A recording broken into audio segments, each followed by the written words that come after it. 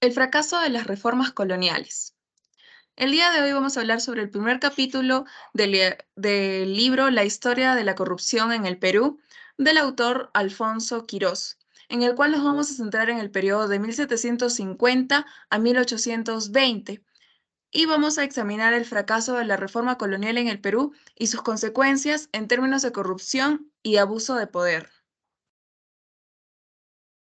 Desvelando abusos. La corrupción consistió en la creación de círculos de patronazgo entre autoridades virreinales y grupos de intereses locales e internacionales que impidieron que los intentos de reforma prosperaran y progresaran en el Perú.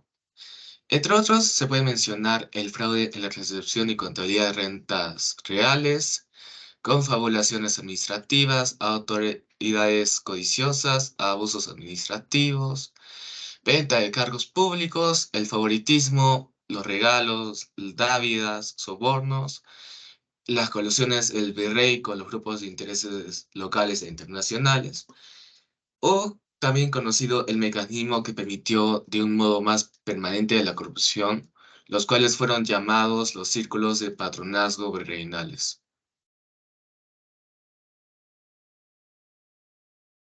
Desvelando abusos. Trata de dos jóvenes tenientes de navío Antonio de Ulloa y Jorge Juan. Fueron enviados a una misión especial en Quito donde debían unirse a una expedición enviada por la Academia de Ciencias de París liderada por el naturista Charles Marie de la Condé, con el fin de recoger y enviar periódicamente información estratégica sobre los lugares que visitarán y sobre sus habitantes. Después de 2 años, durante la Guerra de Oreja de Yanquis, el virrey requirió de los servicios navales de Ulloa y Juan para la defensa de la costa y puertos peruanos. Mientras cumplían estas tareas oficiales entre Quito, Lima y algunos puertos chilenos, Ulloa y Juan recogieron importante información confidencial sobre las difunciones de la administración desde el contrabando hasta el cohecho. Ulloa y Juan regresaron por separados a España. En octubre de 1749, Juan llegó a España sin mayor problema, pero la Marina británica capturó el navío en el que viajaba Ulloa antes de ser aprehendido. Ulloa echó por la borda los papeles confidenciales. Su confidencial trató discursos y reflexiones políticas sobre el estado presente de los reinos del Perú. Fue implacable con la exposición del mal funcionamiento de casi todos los aspectos de la administración colonial, así como la propuesta de soluciones reformistas. Purgatorio minero. Luego de presentar su informe confidencial sobre el mal gobierno del Perú en 1749, Ulloa se desempeñó como informante secreto y agente de la corona en Francia, Flandes, Dinamarca y Suecia, a comienzos del decenio de 1750. Sus contribuciones científicas fueron reconocidas en Europa e incluían la información inicial que proporcionó sobre el metal, aún por bautizar, luego denominado platino, con el que se topó durante su primer viaje americano. Luego radicó en Cádiz y sirvió como oficial naval hasta que aceptó el nombramiento en Huancavelica. Ulloa también dejó para la posteridad otro informe oficial basado en su experiencia administrativa andina e incontrolables cartas oficiales con valiosa información crítica. Además, se vio envuelto en diversos juicios, procesos legales en los cuales tuvo que defenderse de maliciosas acusaciones. Al momento de tomar posesión del mando, Ulloa no recibió parte de Vega como era debido. Los acostumbrados informes contables de los tres ramos más importantes, tesorería, gremio de minería y azogue. En conclusión, Ulloa fracasó en su misión reformadora en Huancavelica porque era un gobernador práctico en un medio en el cual la práctica de la justicia y la honestidad no bastaban para tener un éxito. Gracias.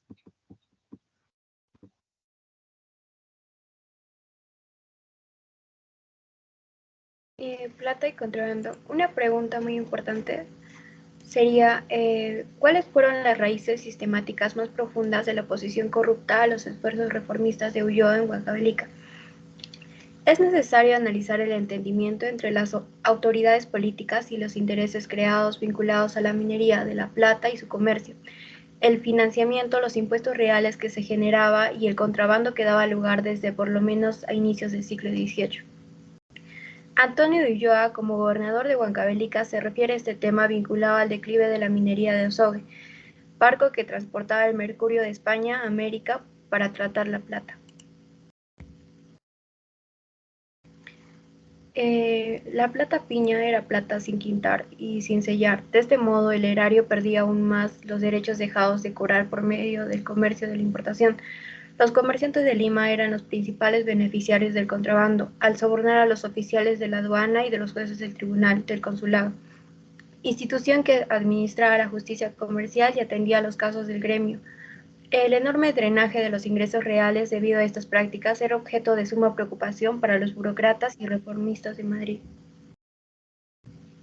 Diego Ladrón de Guevara fue acusado por el consulado de asistir al contrabando francés en el Pacífico, quejas adicionales sobre su codicia y sus ventas, cargos que llevaron su caída. Santo de Buono, la mina de Huancavelica continúa deteriorándose, circunstancia que motivó el desesperado intento de cerrarla por parte de este virrey. José Armandariz, militar estricto, tomó algunas medidas para poner un freno temporal al contrabando, dio el orden especial para limitar el flujo de la plata a manos extranjeras y el ingreso de textiles de contrabando de China y Europa. Contrabando. En efectividad, las medidas fueron puestas a prueba durante el periodo de transición, en los cuales los navíos de permiso y de riesgo reemplazaron el viejo y rígido sistema de flotas. Los comerciantes limeños quedaron expuestos a la rapacidad de autoridades de Panamá, Santa Fe y Quito, quienes confiscaban parte de la plata del tránsito bajo la excusa de cubrir gastos de defensa local.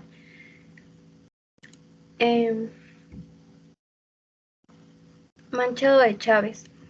En 1747 propone una ruta alternativa por la vía de Buenos Aires y Cabo de Hornos, en el lugar de Cartagena y Panamá, con el fin de enfrentar actos de corrupción, el establecimiento del Virreinato de la Plata en 1776 y la promulgación del comercio libre en 1778, la misma que abrió los puertos al tráfico oficial. Gracias.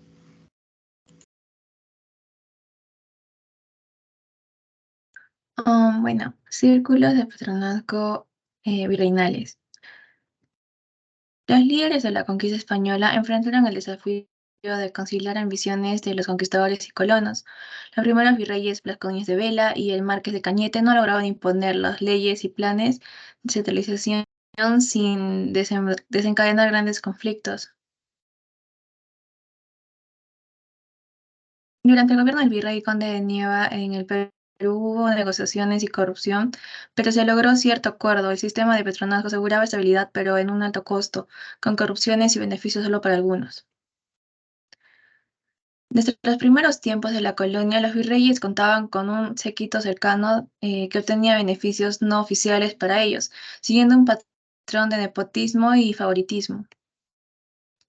Durante el gobierno del virrey Fernando de Torres y Portugal hubo acusaciones de tráfico de influencias y sobornos que involucraron a los miembros de la familia y el séquito. Durante el juicio de residencia del ex virrey Pedro Álvarez de Toledo, Márquez de Mancera, se presentaron acusaciones a comportamientos similares en el caso del conde Villar. Se dijo que se otorgó salarios elevados, que fueron de 343.000 pesos, y además que les proporcionó empleo como corregidores, oficiales y oidores. Lázaro Fulca Guamán acusó a Pedro Meneses, que en compañía de Mateo Bravo de Lagunas, habían despojado a varios indios de sus tierras para favorecer a los españoles y mestizos. En Jauja y Cusco se reportaron irregularidades en la administración de la hacienda virreinal en 1662. Una carta anónima detallada desde Lima fue enviada al rey Felipe, revelando estas irregularidades y entregadas por una persona de confianza. El informante afirmaba que el manejo de la hacienda dependía del resorte principal de la burocracia. Los virreyes no deberían llevar a sus hijos que los acompañara, ya que ellos buscaban intereses propios. La presencia de oidores criollos en la audiencia de Lima afectaba a la imparcialidad. Se propuso una visita oficial del rey a la audiencia con la participación de los virreyes en funciones. Juan Cornejo fue designado para esta tarea, siendo la primera inspección oficial desde el 1622. Durante la visita de Juan Cornejo se detectó la misteriosa desaparición de 35.285 pesos provenientes de la provincia minera de Caylloma. El informante Cornejo revela que el corregidor local intentó controlar la situación con castigos y destierros, pero el virrey decidió mantener a Cornejo a su cargo. La visita liderada por Cornejo fue finalizada tras la muerte de Felipe IV en 1665, aunque tuvo pocos logros, logró documentar las prácticas corruptas y los conflictos de administración coloniales. En el siglo borbónico, los virreyes mantuvieron círculos de influencia y favoritismo como en la era Habsburgo. Sin embargo, se notó un mayor papel de los asesores y personas de confianza en el gobierno virreinal. Durante el mandato de Amat, responsabilizó a Alex de Criolla por la corrupción entre los oidores y los funcionarios de la Hacienda Real. Gracias.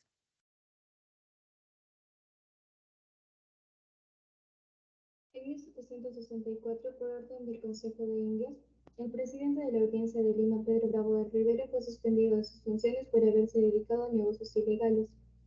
Durante un periodo prolongado y difícil, Amat gobernó un vasto territorio esquivando las milicias coloniales, siguiendo reales órdenes en respuesta de los adversos resultados de la Guerra de los 7 años. Asimismo, estuvo a cargo de la expulsión y expropiación de los jesuitas en 1767.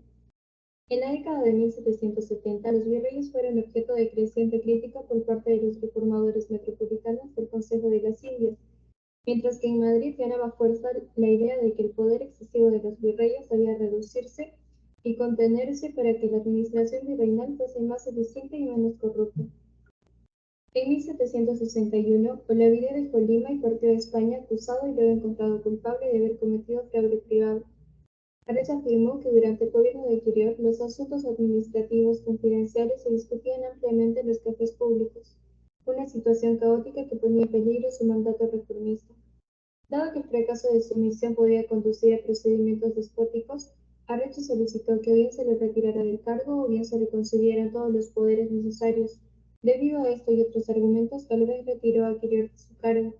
Para su sorpresa, el virrey recibió la noticia de su reemplazo a través de su sucesor, el teniente general Agustín de Jorrey. Mientras se desarrollaban estas disputas burocráticas en 1780, estalló una gran rebelión liderada por José Gabriel Condorcanqui, quien asumió el nombre de Tupac Amaru II. Él era un cacique indio que poseía un sólido negocio de transporte de mulas en la provincia de Tinta. Exigía también el establecimiento de una audiencia en Cusco. Aunque los criollos e indios nobles urbanos del lugar se opusieron decididamente al movimiento de Condorcanqui, cuyo apoyo principal radicaba en los indios del campo hartos de los abusos. Al Condorcanqui ser apresado y ejecutado, la rebelión radical se propagó al Alto Perú para terminar en un baño de sangre, dando extinción final de los privilegios de los indios y caciques nobles. Pese a estos hechos, el legado reformista de Condorcanqui tuvo un impacto importante en la Sierra Sur del Perú, a lo largo del eje Cusco, Puno y Arequipa. Arrech y el general Jerónimo de Avilés coincidían con Ulloa y paradójicamente también con Condorcanqui en las causas generales de las rebeliones indígenas. Fue solo tras la partida de Arrech cuando comenzó a plasmarse una historia administrativa distinta en cada una de las dos regiones más importantes del Perú, Lima y la Sierra Central de un lado y la Sierra Sur del otro.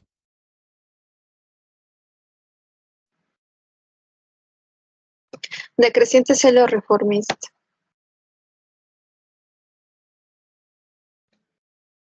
Fueron pocos los que se atrevieron a desafiar al gobierno reformista. Muchos querían que el gobierno continuara como estaba.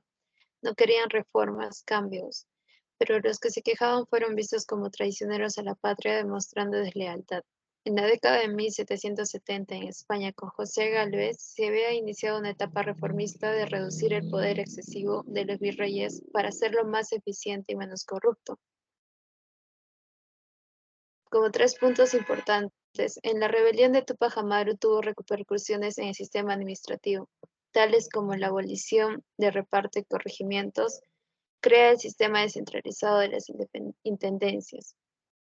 El segundo punto, los defensores de los criollos peninsulares se opusieron a tales reformas, manifestándose de varias formas: el virrey versus intendente, obispos versus intendente. En el ámbito provincial, intendentes asumieron cargos despóticos como el de sus predecesores.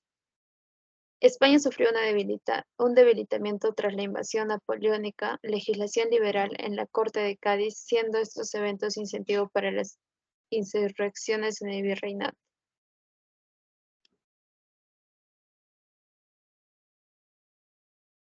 Se implementó el sistema administrativo descentralizado que desestimaba la autoridad de las intendencias en 1784. En el año 1787, la Audiencia del Cusco fue creada por Carlos III.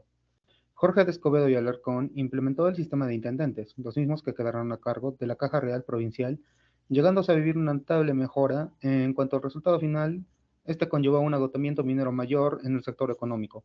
Después de la rebelión de Tupac Amaru, aún se mantuvo el sistema de corregidores, pero se optó por una alternativa, la misma que conllevaba con la siguiente opción. El impuesto anual de los indios llegaría a ser de 16 pesos al año y la clase española de 20 pesos anuales. Y la autoridad finalmente cayó plenamente en el ámbito político, militar y fiscal de los virreyes, siendo dicha autoridad tomada más en cuenta que la de los intendentes. Esto llevó a fricciones sobre quién era la autoridad entre la Intendencia de Lima y el virrey, siendo los intendentes los que desestimaban la autoridad de este último.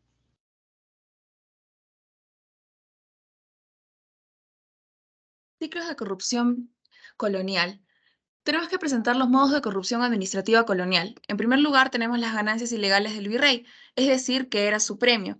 Esto se obtenía mediante la distribución injusta e interesada de cargos oficiales, comisiones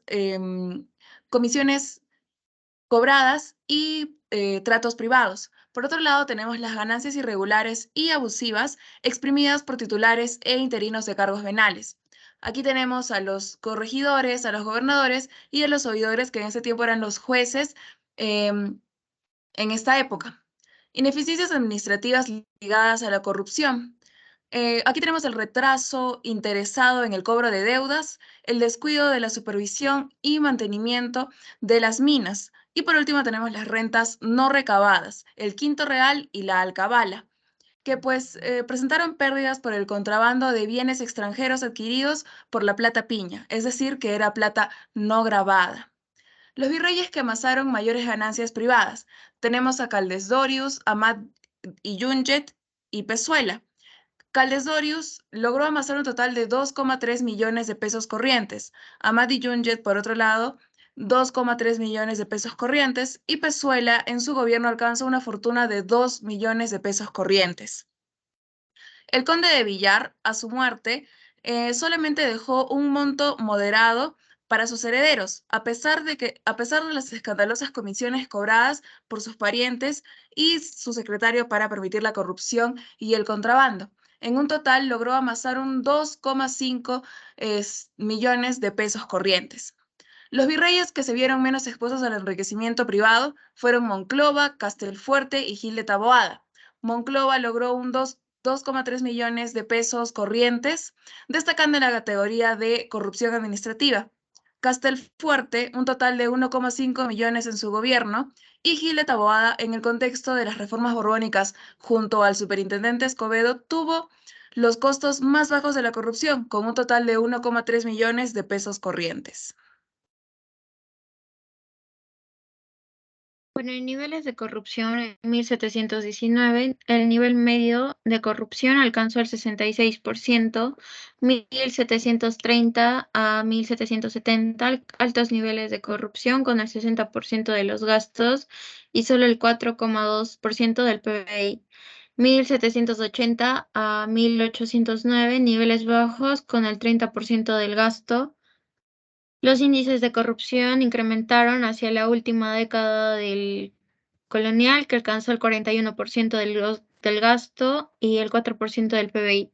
Respecto a la corrupción, estos historiadores escépticos en el vicepresidente de Perú o en otras sociedades coloniales dudaron o ignoraron la preciosa información y análisis proporcionados por Ulloa y otros reformadores coloniales considerados en este capítulo, con detalladas evidencias adicionales provenientes de fuentes judiciales, administrativas y cuantitativas. Gracias.